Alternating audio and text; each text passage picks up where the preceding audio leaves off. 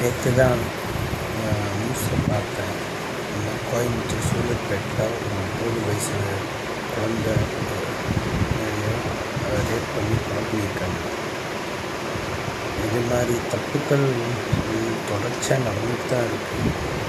இதுக்கு உண்டான தகுந்த ஒரு தண்டனைகள் எப்படி சொல்கிறது, குற்றங்கள் அதிகமானால் தண்டனைகளும் அதிகமாகும் அப்படின்னு எல்லோரும் சொல்லுவாங்க. ஆனால் இங்கே என்ன ஆகுது, அவனை பிடிச்சி ஜெயிலில் போடுவாங்க.